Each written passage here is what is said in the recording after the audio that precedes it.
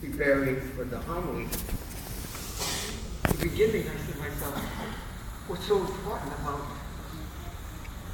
beginning this passage, which is not the primary message, getting him going 25 miles to this mountain, to this rock.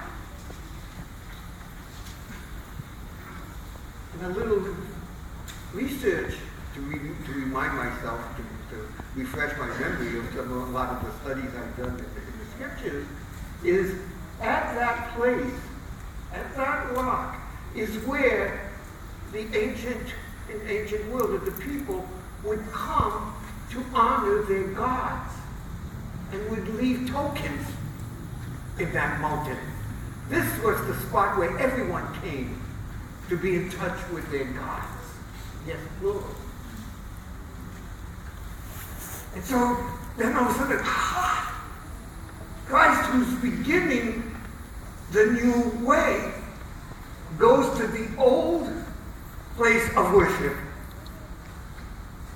and almost like blesses it. And by making the rock not that solid piece, but what does he call Peter?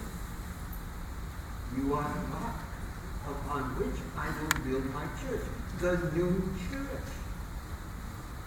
All of a sudden I said, oh, that makes sense. That makes sense.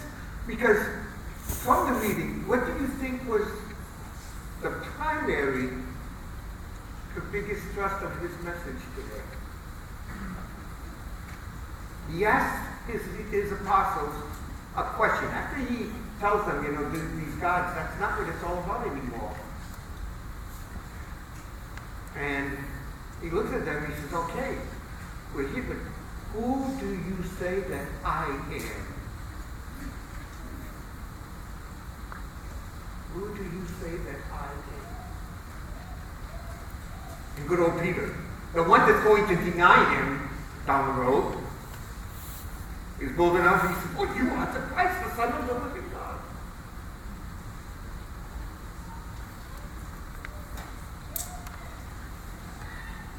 The question is put to us, each one of us this morning.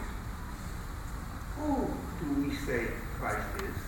Who is he to us? Is he the only God that we have in our lives?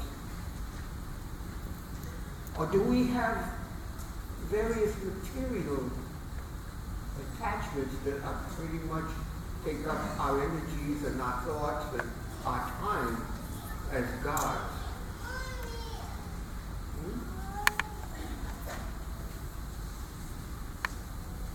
Finances, money, job, beautiful big home, beautiful car. I look outside this morning because my mind had kept going and getting ready for this, and I get here a little early with my ride, and I was looking at the parking lot. There's very, very few old cars like when I was a kid. I remember riding in the jump seat in the back of this old car that my father had. They're almost all new cars.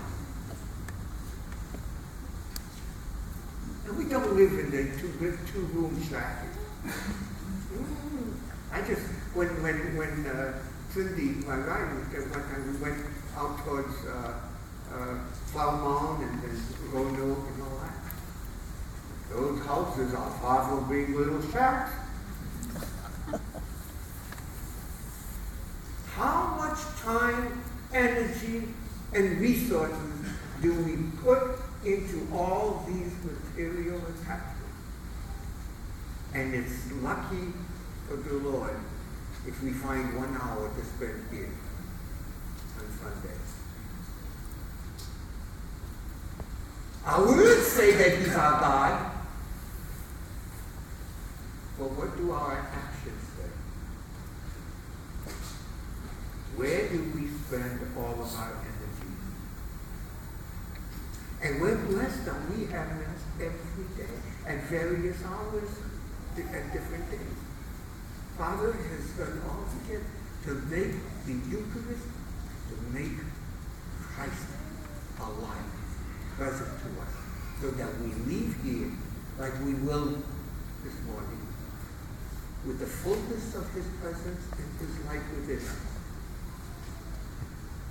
to share it to all, so that when they see us, they'll know who Christ is by our actions.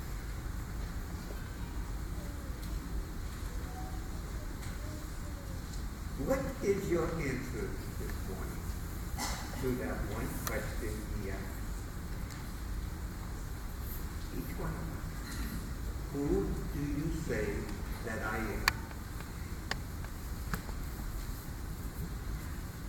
Very, very, very question. But it must be answered. If truly we will find that which our soul yearns for, and with whom we want to journey.